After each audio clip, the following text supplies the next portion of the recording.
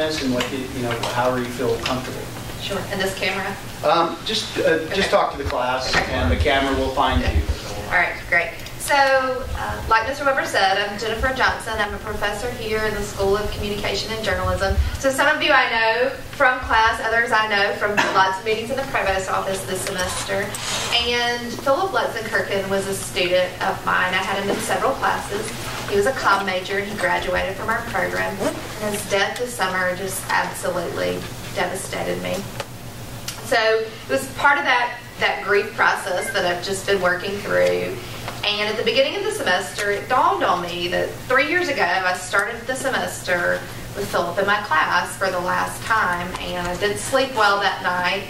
Woke up the next morning and thought, I'm going to reach out to his father, because I knew that his father had been going around speaking to what mostly small groups, athletic groups, had been inviting him really all over the country to talk about Philip's life and how Philip died. As many of you probably know, the family started the Lutz 43 Foundation, which is a way to remember how Philip lived his life, but it's also a way to never forget how Philip died. And so knowing that, I contacted Mike one morning in early January through the Lutz 43 Foundation. Within an hour, he had called me back and said, yes, I want to come to Auburn. I realized I'd probably bitten off a little more than I could chew at that moment, because I did not know how to put together such a huge presentation. So this is where Eric Smith and a number of others have come in. We're on a planning committee for Mike's visit. We've been working since mid-January to make sure that everything goes smoothly next Wednesday, and making sure that we have a great turnout and a great audience for this. Again, it's not just a way to remember Philip, but it's also a way to help the family, and again, to not forget those circumstances that took Philip's life. I'm going to let Eric introduce himself, because he's part of the committee as well. Well, hey y'all, my name is Eric Smith. I'm the Director of Health Promotion and Wellness Services here at Auburn University. I've been at Auburn for about 5 years, and in my role, our office, we are, what's the best way to say this? We focus a lot of time and effort around alcohol and drug use on campus. And what we're trying to do is prevent some of the harmful effects of use, be it too much use or just one night too bad kind of situations. We actually do a lot of work with students who are already in recovery from an alcoholism or maybe a drug issue. So we work constantly, day in and day out, to address alcohol and drug use on our campus. We've got a number of programs that I know Mike is really excited to highlight. One of those is called TESSI. It's an abbreviation for a program called Tiger Education Screening Intervention. And students come to us, maybe they hear one of our facilitators at a Greek presentation or somewhere around campus talking about alcohol and drug use. People come to us and they want to learn more about their own drinking, and maybe maybe they want to make a change and they have no idea how. Or maybe they're thinking that this just isn't who I want to be when we talk about alcohol. Like, it started out fun and games, but now I'm drinking more and more and I want some help. Or maybe they get in trouble, right? Like, maybe they're downtown, they get a PI, maybe they're driving and they get a DUI, and they want some type of help. And maybe they've been court ordered or ordered by the institution, the school, to do something. Our office can provide that service to people. And I'm really proud of the service. I'm really proud of what we do down there. We actually see significant reductions in not only drinking, but more importantly, to me at least, like the harmful effects, like blackout, rates of DUI, rates of violence associated with alcohol and drug use. We see significant decreases in that kind of stuff. And that's the stuff that I'm really concerned about, because it's not so much the fact that one person may have a drink from a time or two, but it's the fact that somebody may have like 4, 5, 6, 7 drinks and not even know what happened to them that night.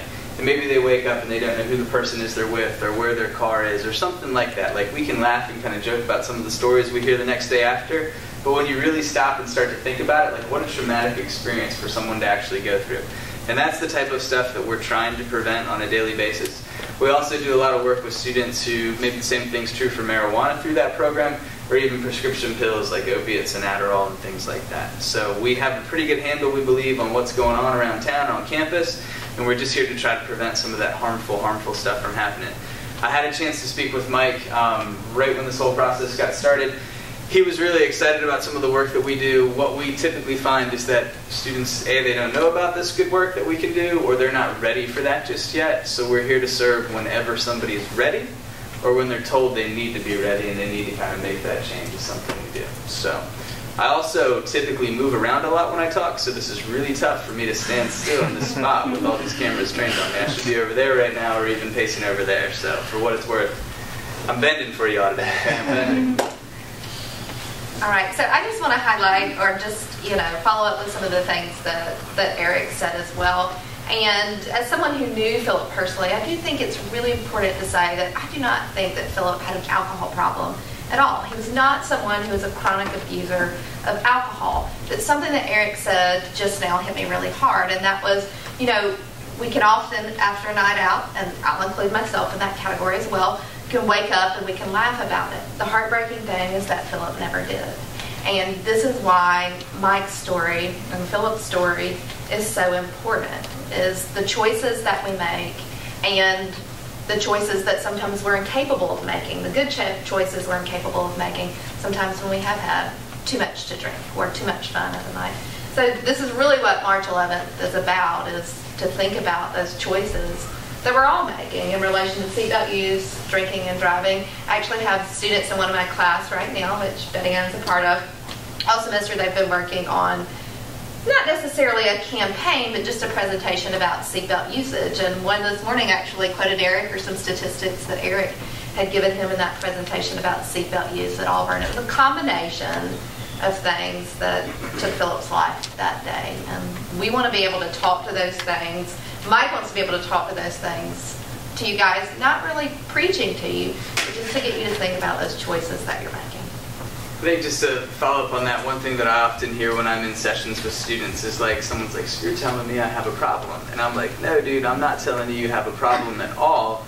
What we're trying to do is figure out where your behavior is causing you a problem, okay? Like, believe me, I know full and well what a problematic alcohol user looks like someone who's addicted and at the bottom and seeking help and needing help and really can't get their life on track.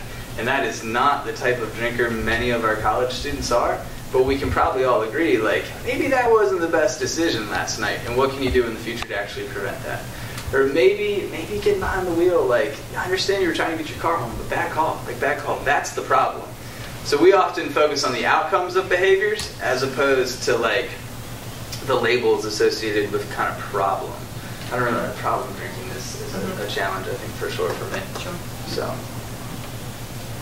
So questions that you guys have for us at this point? I wonder what your impressions of Mike have been, because he's lost a son and now he's putting himself out there in public to speak about it.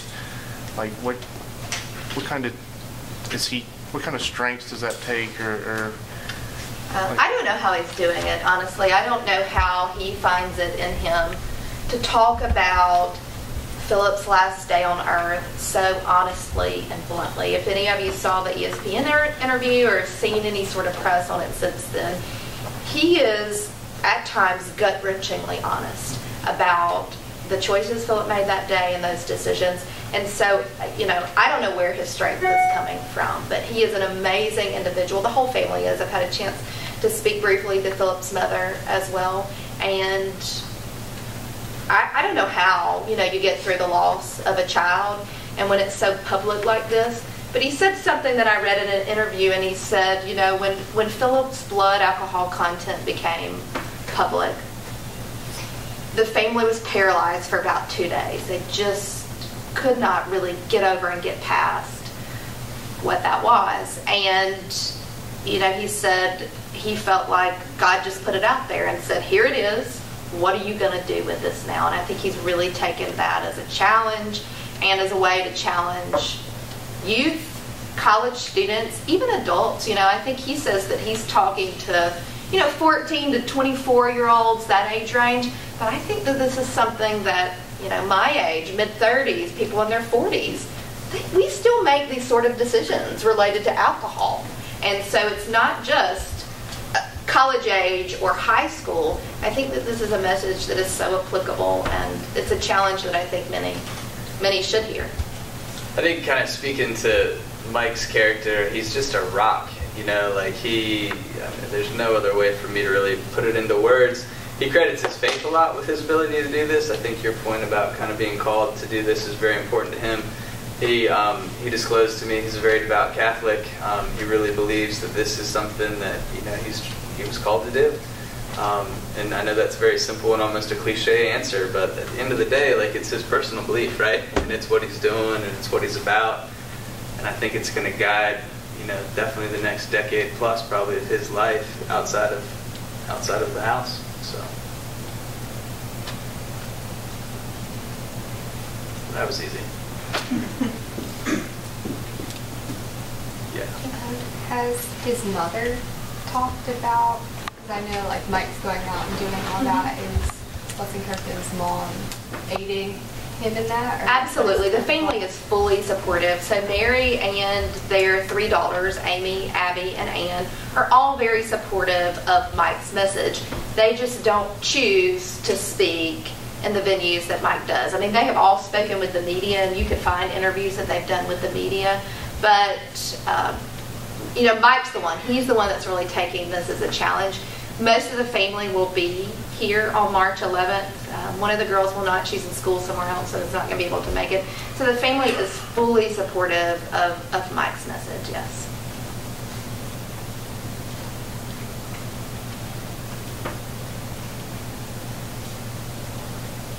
Yeah.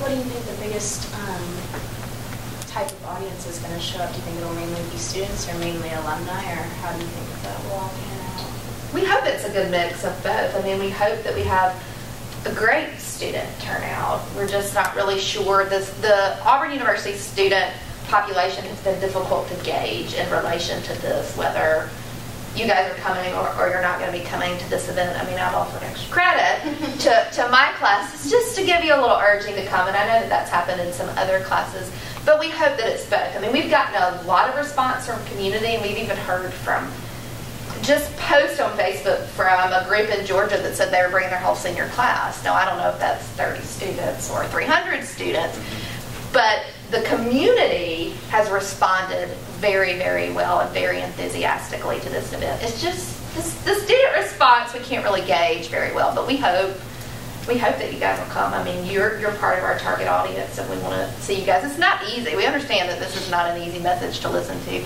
and it's something that you've heard. You've all heard this. Philip heard it. Philip knew it, and it just hits home. I mean, he was one of ours. He was one of us. And I hope that you guys will show up. It'll be a very inspiring and motivating evening. I have no doubt about that. I think it'll be really positive too. Like, as someone who has to go out and talk about alcohol and drugs on a routine basis, I know this isn't a good idea. You know what I mean?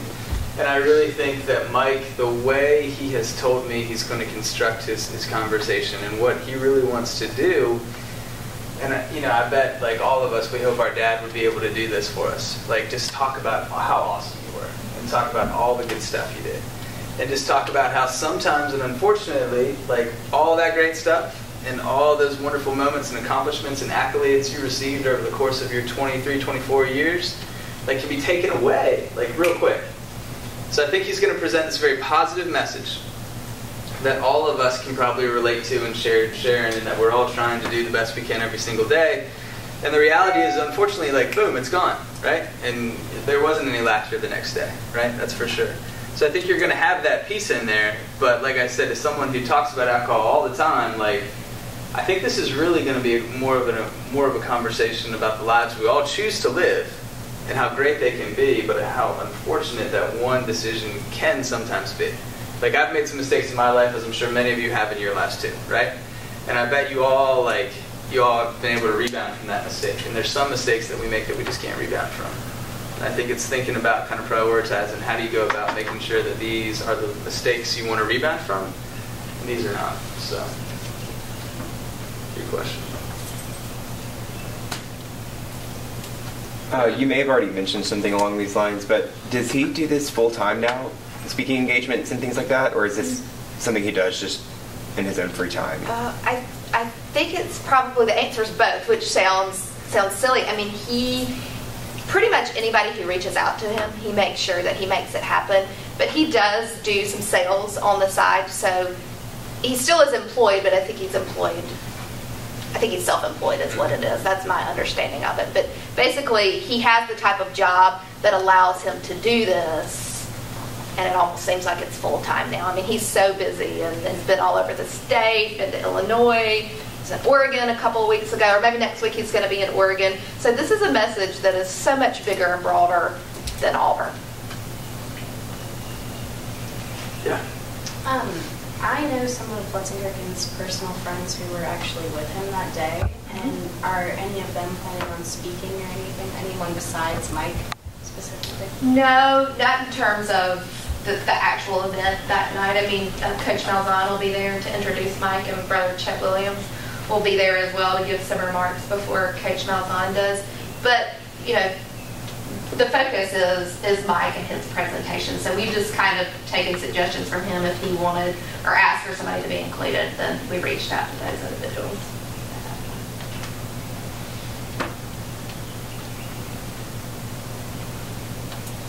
You said you taught Philip in class. What was he like as an individual in class as a student? Every story that you've heard about Philip Lutz and Kirken is true. I mean, he was a joker. He was a gentleman.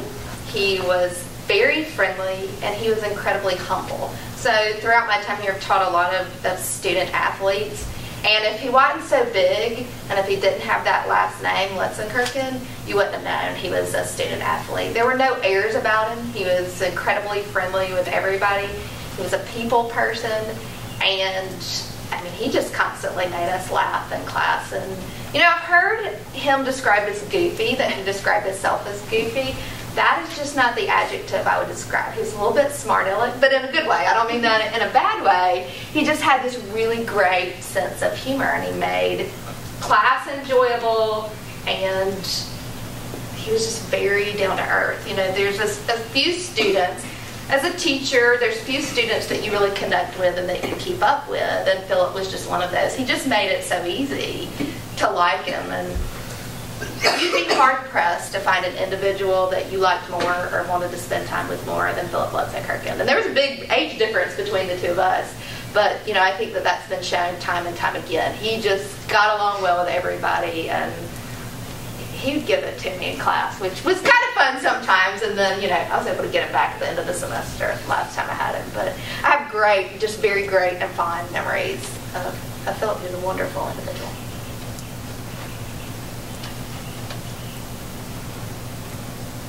Especially those in my sports reporting class, you should be able to ask. This is part of your assignment. I don't know how much you spoke to Mike, but I know there's like a lot of, it was in the media a lot, and there were negative comments, positive comments. How did he deal with that? Like seeing it all over the media and all over Facebook and things like that. Do you know? Well, I mean, we spoke briefly about that, and I certainly don't want to speak for Mike, but that had to be difficult. I mean, the circumstances alone that you've lost a child, that's difficult. But to know that you've lost a child in a drunk driving related accident in which your child, though Philip was a grown man, you know, was not wearing a seatbelt, something that you preached, you know, your whole life. And then when his blood alcohol content came out. I mean, I personally did not see anything negative. Now, that's not saying it didn't come out. What I saw, and what I think most of us saw, was people identified with Philip, that you saw yourself in that situation, and that could have been me. So a lot of the media reports that I saw were positive. But, you know, I think that they just take it a stride, that they understand that because Philip was who he was, that there's going to be comments and criticism, especially considering the way that Philip died. I think that they just take it in stride and understand that there's going to be some bad that comes along with the good. But I think the good that they've seen and the love and support that they've gotten far outweighs any of the negative comments or criticism that may have come after Philip died. What exactly are you hoping that everybody takes away from this event? Like, well, the idea about the choices that we make, and those choices that we make in a split second. I mean, the part for me that I still find so agonizing, and I know that asking what if gets me nowhere, but the question of what if he would have worn his seatbelt, that one for me is why I have my classes working on that now.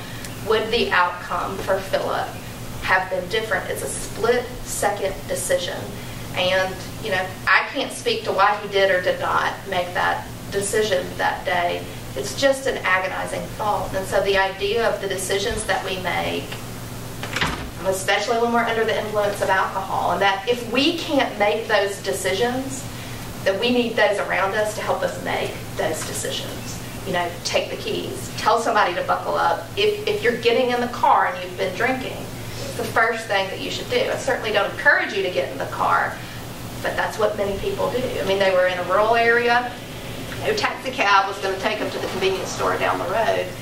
They just made a poor decision, and unfortunately, Philip lost his life. And Philip was not the only one. You know, there was another, the driver of the car, and, you know, I think that, you know, I know the circumstances behind that as well.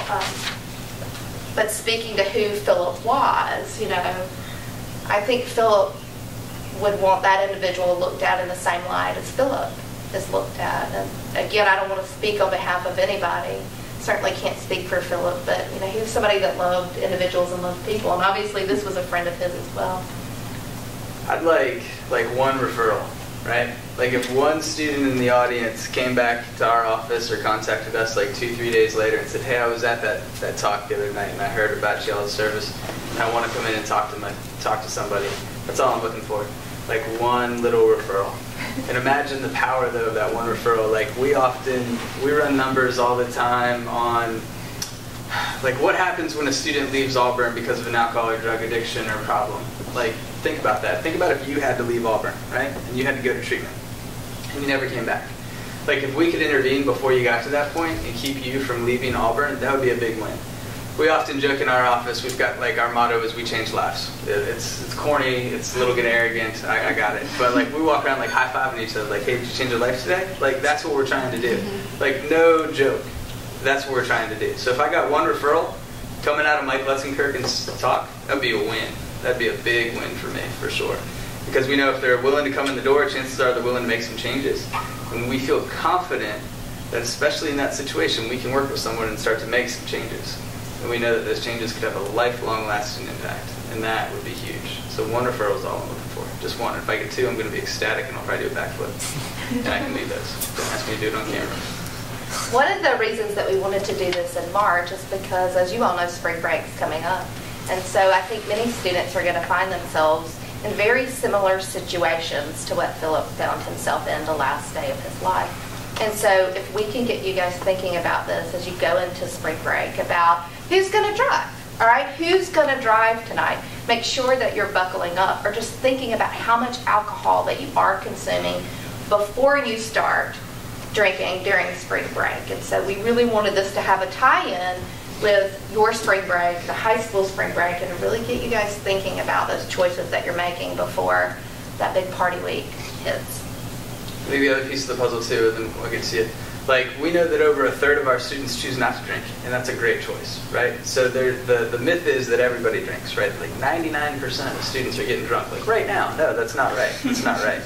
Like it's about 66% of our students choose to drink. And in that drinking, like if I put all the drinkers on a big old bell curve, that's or a line, I would get a bell curve. Okay? I would have people who drink 1 to 2, 3 to 4, on down the line. It would bubble up in the middle, probably right around 4, 5, 6, and then it would go down the other way. And that's a 30-day prevalence too. Like 66% is a 30-day prevalence. So that's drinking one time during the course of 30 days. Okay?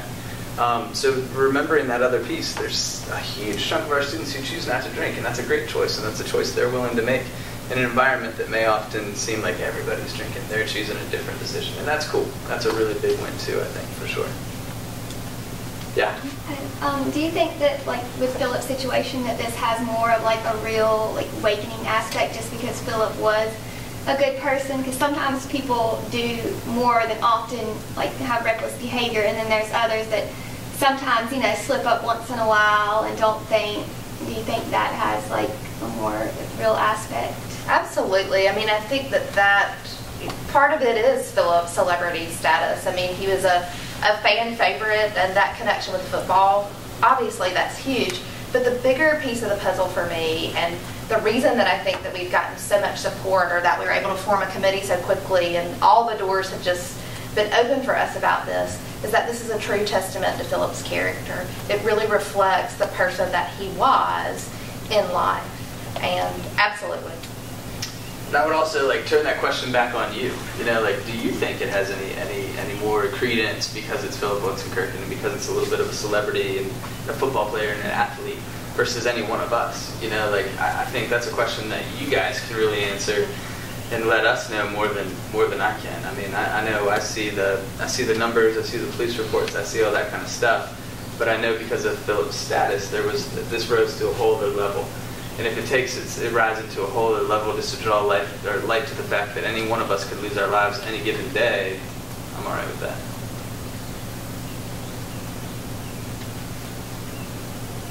Yeah. Is this something that you all plan to have every year? Like if this is a really good turnout and affects a lot of people and has a lot of people coming in your doors and in your office, how do you plan to continue it after?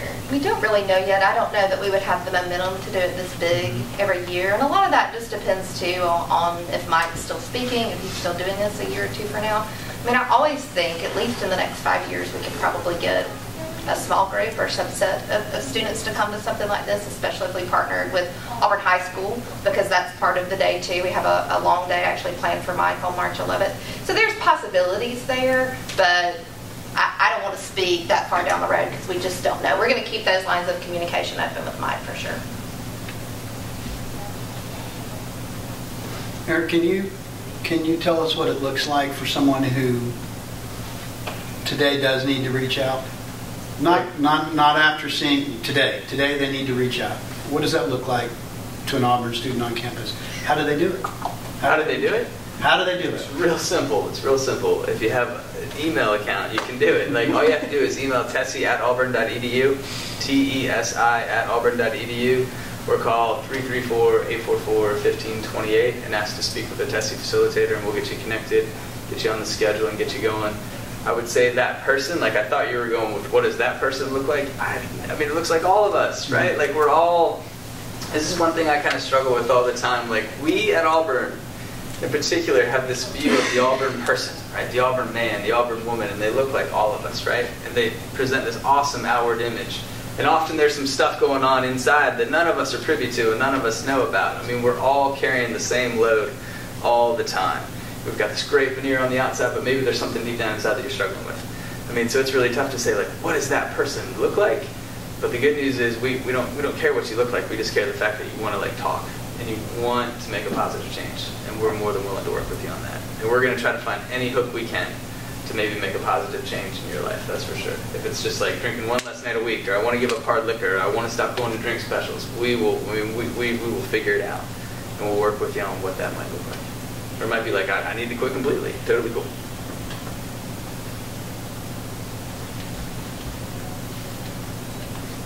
I'd like to say one more thing. This is just a reflection of Philip. If any of you ever saw Philip smile, you probably realize it was one of the best smiles you've ever seen. And when I first had him in class, the first class I ever had him in, I thought he was up to something. It was just this very mischievous look, and he'd smile at almost anything. And I began to realize, okay, he just walks around like that all the time. He really did. He was always smiling. So somebody asked me during this process at one point what I thought Philip would say about all this. And I can't presume to know what Philip would say. But I know that Philip is smiling. And again, if you ever saw his smile, it warms your heart.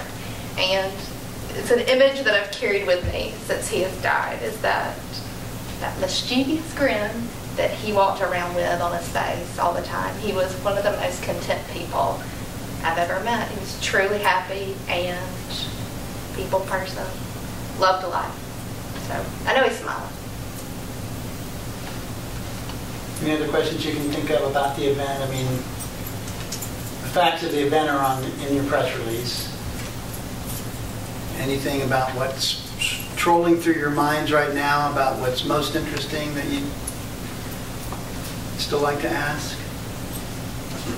Especially those of you that don't have to write longer pieces, but you're not necessarily. I don't know if you are doing follow-up stories. I mean, we are having a sort of like a press conference with Mike afterward. I'm not sure how many media will show up, but if that's something, if you've got to turn in the story afterward, that's definitely something, and he would welcome that. I mean, I know that Mike would like to see students in that press conference asking him questions.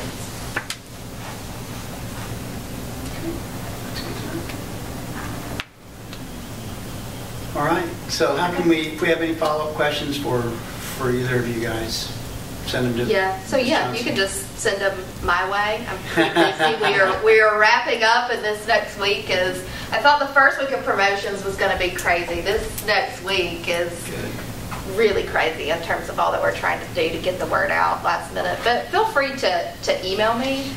It may take me a night or so to respond. And I'd rather talk than put it in an email. I just think that it goes quicker, but I understand that most questions these days from journalists come through in an email, so I'm happy to respond. Just may not be immediately. And you may get a few of those from the sports reporting class since they're not actually here, and they'll have more pointed angles. Sure. The press release that you got, is my email on that? It is. Okay, all right. Just making sure. And if it isn't on, it should, in the camera, is it on the top of the press release? Well, thanks so much. I mean, we appreciate you guys letting us come